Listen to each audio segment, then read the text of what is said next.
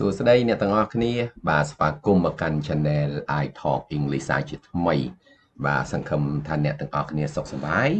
ហើយថ្ងៃនេះខ្ញុំមានវីដេអូថ្មីមួយសម្រាប់អ្នកទាំងអស់គ្នាបាទនៅក្នុងវីដេអូនេះយើងនឹងរៀនពាក្យមួយចំនួនបាទតាក់ទងទៅនឹងរឿងសំណង់បាទជាភាសាអង់គ្លេសអញ្ចឹងសម្រាប់បងប្អូនដែលគាត់ធ្វើការខាងសំណង់ហើយចង់ចេះពាក្យឧបករណ៍ជាភាសាអង់គ្លេសអញ្ចឹងខ្ញុំគិតថាវីដេអូនេះបាទល្អសម្រាប់ពួកគាត់អូខេតោះអញ្ចឹងឥឡូវកុំឲ្យខាតពេលយូរយើងចូលទៅក្នុងមេរៀនទាំងអស់គ្នា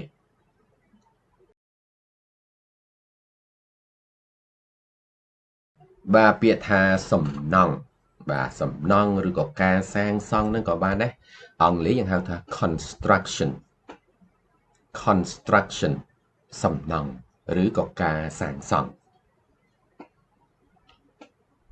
កំពុងសាងសង់បាទនេះអ្នកទាំងអស់គ្នាស្គាល់ហើយពេលដែលយើងជិះទៅណាយើងឃើញគេបិទផ្លូវឬក៏គេដាក់ under construction ហ្នឹងបាទហ្នឹងហើយបានន័យថាកំពុងសាងសង់បាទកំពុងសាងសង់អង់គ្លេសគេដាក់នៅក្រោមការសាងសង់បាទអញ្ចឹងយើងអាចនិយាយចឹងក៏បានប៉ុន្តែជាទូទៅយើងថាកំពុងសាងសង់បាទហើយនេះពាក្យសាងសង់ហ្មងបាទយើងសង់ផ្ទះយើងអីយើងហៅសង់ក៏បានសាងសង់ក៏បានអាហ្នឹងអង់គ្លេសយើងហៅថា to build បាទ build a house សាងសង់ផ្ទះអីចឹងទៅនេះកម្មករសំណង់បាទកម្មករយើងស្គាល់ហើយយើងថា worker អញ្ចឹងដល់កម្មករសំណង់អង់គ្លេសយើងហៅថា construction worker បាទកម្មករសំណង់អ្នកម៉ៅការបាទធម្មតាសំណង់មួយក៏មានអ្នកម៉ៅការរបស់គេអញ្ចឹងអង់គ្លេសយើងហៅថា contractor បាទអានេះវាមកពីពាក្យ contract ដែលយើងហៅថាកុងត្រាឬក៏កិច្ចសន្យានឹងឯងបាទអញ្ចឹងដល់តាអ្នកម៉ៅការអ្នកចុះកិច្ចសន្យាហ្នឹងបាទយើងហៅថា contractor ការដ្ឋានបាទយើងធ្លាប់ឮគេនិយាយថាទៅការដ្ឋានហ្នឹងវាអត់ចេះអង់គ្លេសណាបាទអញ្ចឹងនេះពាក្យអង់គ្លេសគេហៅថា construction site បាទដូចជាយើងហៅថាកន្លែងសំណង់ក៏បានដែរណាកែថ្មីបាទកែថ្មីនេះយើងស្គាល់មានន័យថាយើងចង់កែបន្ទប់យើងចេះចុះចឹងទៅអញ្ចឹងអង់គ្លេសគេហៅថា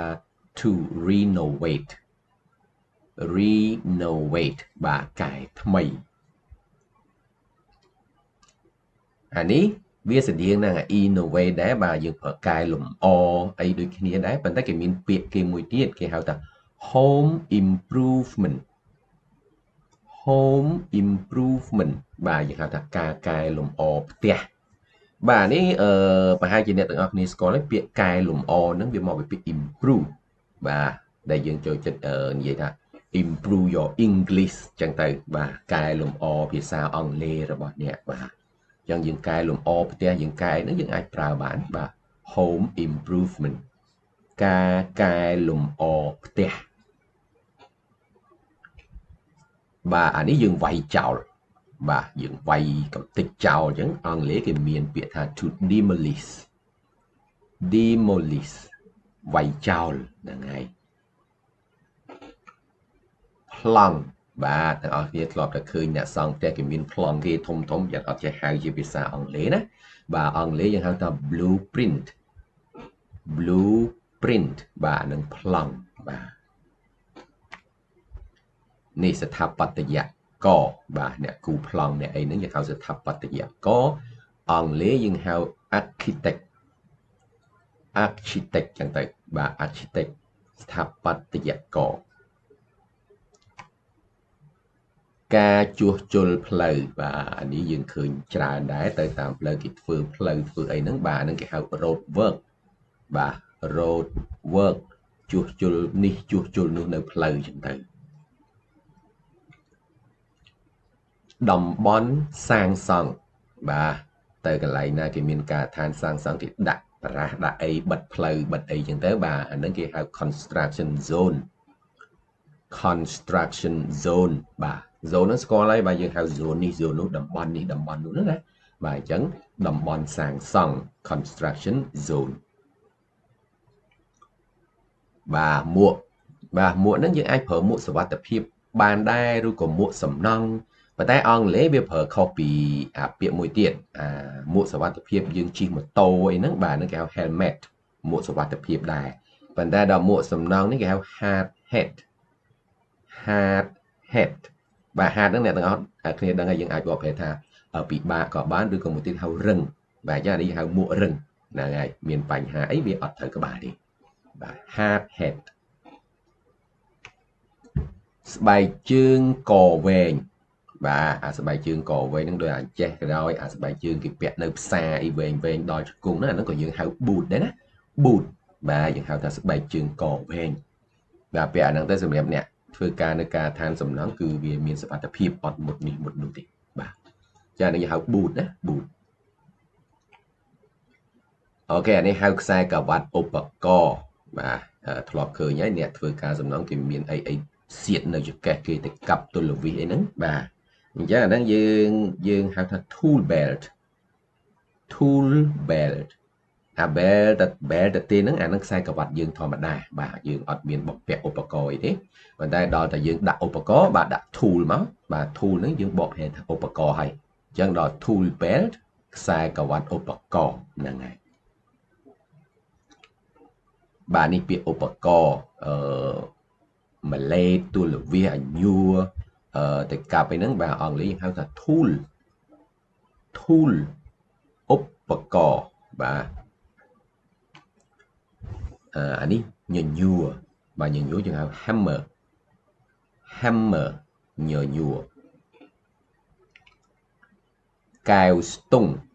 បាទអានេះសម្រាប់អ្នកធ្វើការខាងសំណង់គាត់ដឹងច្បាស់ហើយបាទអាហ្នឹងកែវស្ទង់ហ្នឹងអង់គ្លេសយើងហៅ level បាទ level ដាក់រៀបឲ្យស្មើឥតឲ្យស្មើអីចឹងណាបាទអានេះទល់វិសបាទទល់វិសយ៉ាត់អត់ចេះសេទល់វិសភាសាខ្មែរណាបាទយើងសេតួនៅវិសបាទតួនៅវិសហ្នឹងអង់គ្លេសយើងហៅថា screw driver តួនៅវិសម៉ែត្រមូលបាទធម្មតាម៉ែត្រវាមានច្រើនប្រភេទវាមានម៉ែត្របត់ម៉ែត្រកណាត់ម៉ែត្រឈើអីចឹងទៅអាម៉ែត្រនេះអ្នកទាំងអស់គ្នាស្គាល់ហើយបាទយើងហៅម៉ែត្រមូលបាទពេលប្រើហើយចុចវាឲ្យចូលទៅវិញទៅចឹងអានឹងអង់គ្លេសគេហៅថា tape measure បាទម៉ែត្រមូលម៉ាស៊ីនស្វានបាទម៉ាស៊ីនស្វានអង់គ្លេសយើងហៅថា drill ម៉ាស៊ីនស្វានបាទនេះម៉ាស៊ីនកាត់បាទអ្នកទាំងអស់គ្នាស្គាល់ហើយបាទនឹងយើងកាត់ឈើកាត់អីហ្នឹងបាទអង់គ្លេសយើងហៅ power saw ម៉ាស៊ីនកាត់បាទអានេះវ៉ែនតាណាប៉ុន្តែមិនមែនវ៉ែនតាពាក់មុជទឹកអីទេណាវ៉ែនតាការពារសុវត្ថិភាពបាទក្រៅពីពាក្យ glasses បាទអាវ៉ែនតាប្រភេទអញ្ចឹងយើងអាចនិយាយថា goggles បាទអានឹងវ៉ែនតាហ្នឹងមិនមែន Google ទេណា goggles បាទអញ្ចឹងវ៉ែនតាសុវត្ថិភាពគេហៅថា safety goggles or safety glasses ក៏បានដែរបាទអញ្ចឹងវ៉ែនតាហ្នឹង goggles ឬក៏ glasses ហើយពាក្យសុវត្ថិភាពនោះគឺ safety បាទ safety វ៉ែនតាសុវត្ថិភាពបាទនេះប្រអប់ដាក់ឧបករណ៍គ្រប់មុខចឹងទៅបាទយើងហៅថា tool box បាទ box ហ្នឹងយើងហៅប្រអប់អញ្ចឹង tool box ប្រអប់ឧបករណ៍ដែកគោលបាទដែកគោលនេះយើងហៅ nail ប្រយ័ត្នច្រឡំណា nail មួយទៀតហ្នឹងយើងបកប្រែថាកញ្ចក់បាទកញ្ចក់ដៃកញ្ចក់ជើងហ្នឹងប៉ុន្តែមួយទៀតហ្នឹងយើងហៅថាដែកគោលបាទ nail វិសបាទជាងស្គាល់ហើយវិសហ្នឹងយើងហៅ screw បាទវិសនេះអាវសុវត្ថិភាពដែរបាទយើងហៅថា safety vest អាវសុវត្ថិភាពអានេះរន្ទាបាទស្គាល់ណាបាទគេធ្វើសំណង់ធ្វើអីគេដាក់រន្ទាដាក់អីហ្នឹងអាហ្នឹងអង់គ្លេសគេហៅថា scaffold រន្ទា Chadar bà Chundar anh ấy không chỉ làm chỉ mua Chadar dương làng tia làng ấy nè Chadar nó cái phở biệt step sinh và đây Chadar để dương ai lược bàn bọt bàn và chờ bàn ấy bà dương hát là ladder Chundar lấy gì bị chiêng mà đong bà vì mình chiêng chơ nó dương hát là carpenter chiêng chơ chiêng tất plumber bà chiêng tất chiêng phơn electrician chiêng phơn bà đi màu bị electricity bà những hàng thập phơn chiêng ắt và chiêng riệp ắt nó cái hào bricklayer bà biển brick nó cứ ắt đó và chiêng đầm bồn và đi cái chùm nhìn khang tầm bồn nhưng hào là roofer bà tầm bồn nó cứ roof bà đi đòn sự tôi khơi rồi ngay việc ở trên á bà ông lấy những hào crane đòn tôi ok xi măng bà xi măng dương phở biệt sự điện cái này cái hào cement là chẳng dương hào tam bài bà ráng xi măng bà này bà đạp lia xi măng là từng ọc này score lại anh đang dương hào cement mixer bà đạp lia xi măng bà lia nó mau bị việc mix đó là mixer nó như là nẹt lia xi măng bà đó đi lan xi măng nhưng có cái đầu tới chữ truck mình tới bà cái hào cement truck lan xi măng bà anh ấy ở tay rung nơi cả tháng score lấy bà nơi cái hào wheelbarrow bà rồi tay rung bà đi xem hẹp nè thưa pleu còn bọc mò bọc ấy bà giờ hào mà xin bọc mò loạn tẹt đó bà giờ hào là jackhammer